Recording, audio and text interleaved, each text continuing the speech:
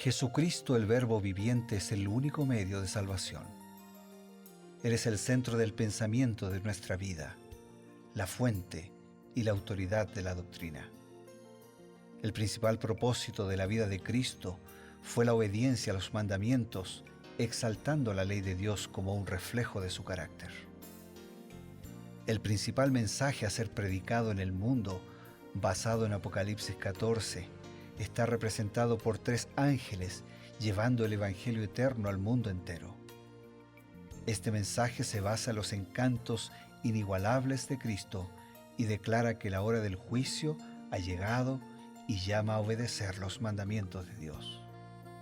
Mediante su palabra, Dios ha comunicado a los hombres el conocimiento necesario para la salvación. Las Santas Escrituras deben ser aceptadas como dotadas de autoridad absoluta y como revelación infalible de su voluntad. Y aunque el canon de las Escrituras inspiradas está cerrado, el Espíritu Santo continúa iluminando, amonestando y confortando al pueblo de Dios a través del testimonio de Jesús, el Espíritu de profecía. El camino a la vida se traza a través de un camino angosto que debe ser recorrido con confianza a las promesas que Dios dejó a hombres y mujeres fieles que dedicaron sus vidas hasta la muerte por el Evangelio eterno. Los fundadores de la Iglesia soñaron con el día en que la revelación sería una realidad en sus vidas. Miraron con los ojos de la fe a aquel día glorioso cuando finalmente la promesa sería cumplida en la venida magistral de Jesucristo a esta tierra para recompensar a cada uno según sea su obra.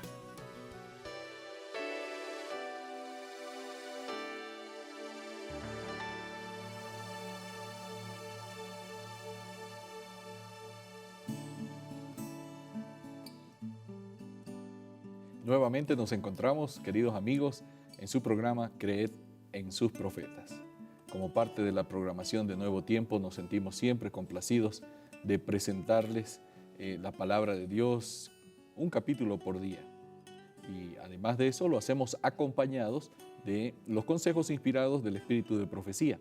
Para esto siempre estamos junto al pastor Bruno Razo. Muchas gracias, Pastor Ever. Estamos juntos nosotros, juntos con los amigos aquí en el estudio, las cámaras, el control y también con todos nuestros amigos y hermanos que diariamente por radio, por televisión, por internet nos convocamos para profundizar el mensaje de Dios. Para hacerlo a la luz de los comentarios inspirados de Elena de White, hoy deteniéndonos en algunos temas de destaque del capítulo 28 del segundo libro de Crónicas. Justamente, pastor, nosotros venimos haciendo un recorrido por los diferentes reinados, los diferentes reyes de Judá, y nos encontramos frente a un rey que parece que el asunto va de mal en peor. La decadencia fue aumentando y el nivel espiritual fue decayendo. Entonces, en ese momento surge un profeta que es bastante conocido del Antiguo Testamento y encuentra una condición espiritual muy triste, muy trágica, y Acaz asciende al trono y entra en escena justamente este profeta. ¿Qué nos dice la inspiración de las condiciones espirituales cuando Acaz asciende al trono? Elena de White escribe en el libro Profetas y Reyes, página 238, el siguiente comentario.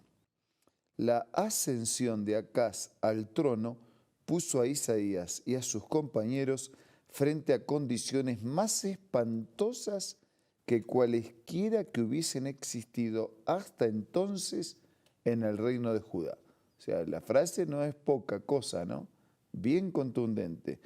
Situaciones las más espantosas que habían existido en aquel reino hasta aquellos días. Muchos que habían resistido anteriormente a la influencia seductora de las prácticas idólatras se dejaban persuadir ahora a tomar parte en el culto de las divinidades paganas. Había en Israel príncipes que faltaban a su cometido. Se levantaban falsos profetas para dar mensajes que extraviaban hasta algunos de los sacerdotes estaban enseñando por precio. Sin embargo, los caudillos de la apostasía conservaban las formas del culto divino y aseveraban contarse entre el pueblo de Dios. Tremenda la situación. Ujú. Realmente tremenda, ¿no? Porque dice que a los príncipes, o sea que eran los líderes, ¿no? Faltaban a su cometido. Dice que se levantaban falsos profetas para dar mensajes que extraviaban, que hasta algunos de los sacerdotes estaban enseñando por precio. Sin embargo, había algunos que pretendían hacer la voluntad de Dios, ¿no? Eso era lo peor, ¿no? Porque pretendiendo hacer la voluntad de Dios, conservando la forma externa del culto, Una apariencia. una apariencia, en realidad estaban engañando vilmente al pueblo. Diciendo, no, tranquilos, aquí nosotros estamos conservando nuestras tradiciones, pero en realidad era solamente una fachada. Claro, porque no hay nada más, más feo y más difícil de entender y de aceptar que un falso profeta, ¿no? Porque es mejor hacer silencio que enseñar falsedad. Claro. Es mejor dejar de decir lo que Dios ha hecho antes que decir contrario a lo que Dios está diciendo. Y estos habían entrado en ese esquema, entonces se crea una confusión, se crea un movimiento difícil de entender y de percibir con claridad el camino, que de paso es similar a lo que ocurre en nuestros días también, ¿no? Claro. Porque hay tantos conceptos religiosos, muchas personas que me preguntan, dicen, pastor, pero como esto dice así, otros hacen así, ¿dónde está la verdad? ¿Quién tiene la razón? ¿Quién tiene la verdad? Todo el mundo invoca la Biblia y a veces las enseñanzas son contrarias, porque tenemos que tener cuidado. Yo puedo invocar la Biblia y sin embargo no estar diciendo lo que la Biblia dice. Yo puedo aparecer como un profeta de Dios y no ser un profeta de Dios. Así es, pastor. Sin embargo, parece que, como dije al principio, las cosas fueron empeorando, ¿no? Fueron de mal en peor y la decadencia fue muy visible. Lastimosamente, Acaz, quien debería liderar una reforma, hizo todo lo contrario. Y tal vez queriendo congraciarse con los falsos profetas, con los líderes del culto idólatra, como menciona Elena White, él hizo algo que incluso la inspiración lo evalúa de una manera muy negativa. Quería pedirle que nos amplíe cuál fue una de las peores cosas que hizo el rey Acaz durante su reinado. Voy a responder tu pregunta con el mismo comentario de Elena de White en este libro, pero ahora en la página 243 del libro Profetas y Reyes. Dice así: hacia el final de su reinado, el rey apóstata hizo cerrar las puertas del templo. Se interrumpieron los servicios sagrados. Ya no ardían los candeleros delante del altar, ya no se ofrecían sacrificios por los pecados del pueblo, ya no ascendía el suave saumerio del incienso a la hora de los sacrificios de la mañana y de la tarde, abandonando los atrios de la casa de Dios y atrancando sus puertas, los habitantes de la ciudad impía construyeron audazmente altares para el culto de las divinidades paganas en las esquinas de las calles de Jerusalén. Y el paganismo parecía triunfante y a punto de prevalecer las potestades de las tinieblas. Fíjate, en este proceso gradual de decadencia, ¿no? Cierro las puertas del templo. Cuando el templo es el lugar donde encontrarnos de una manera especial con la presencia de Dios, claro, las puertas tienen que estar abiertas siempre. Cierro las puertas. Cierro con los cultos. Aquellos cultos y aquellos ceremoniales que expresaban, por un lado, gratitud por las bendiciones de Dios, que por el otro lado le permitían al pecador presentarse buscando perdón para experimentar la paz. Así que termino con los cultos de gratitud, termino con los cultos que tienen que ver con la búsqueda del perdón de los pecados y una vida nueva. Voy en una caída decadente totalmente.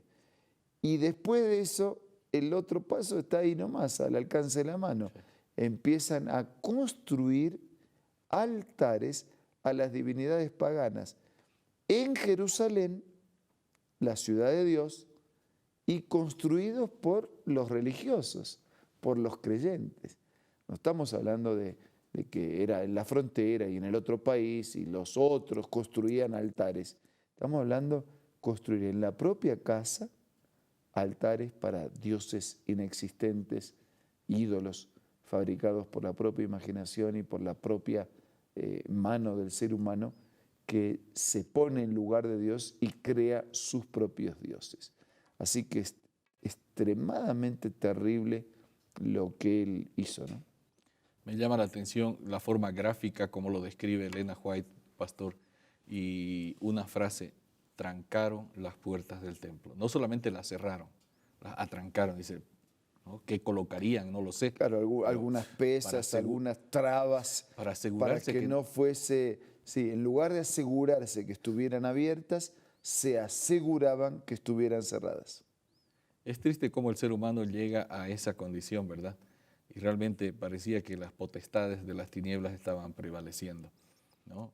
Infelizmente así ocurrió, y como la Biblia no solo nos cuenta las cosas buenas, sino que también nos cuenta de los errores y de los pecados, porque quiere enseñarnos a partir de lo bueno que tenemos que hacer y a partir de lo malo que tenemos que evitar.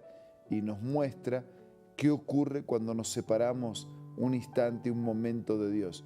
Un paso alejados de Dios nos conduce a otro paso y a otro paso y finalmente a un abismo de separación y de destrucción. Así es, amigos, aprendemos de estas tristes lecciones para no cometer los mismos errores. Tenemos ahora sugerencias importantes y enseguida volvemos. ¿Qué tal? Presta mucha atención a esta cita.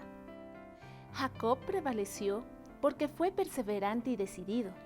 Su experiencia atestigua el poder de la oración insistente. Este es el tiempo en que debemos aprender la lección de la oración que prevalece y de la fe inquebrantable. Las mayores victorias de la Iglesia de Cristo o del cristiano no son las que se ganan mediante el talento o la educación, la riqueza o el favor de los hombres. Son las victorias que se alcanzan en la cámara de audiencia con Dios, cuando la fe fervorosa y agonizante se hace del poderoso brazo de la omnipotencia. Qué lindo, ¿verdad? Esta cita tú la encuentras en el libro La Oración, escrito por Elena G. de White. No puedes perder este maravilloso libro de tu biblioteca personal. Así que te invito una vez más a que visites la página www.aces.com.ar, o también puedes hacerlo visitando una iglesia adventista del séptimo día cerca o próximo del lugar donde tú te encuentres. También, si te gustan las aplicaciones y la tecnología, descárgalo como Elena G. de White del App Store o del Play Store.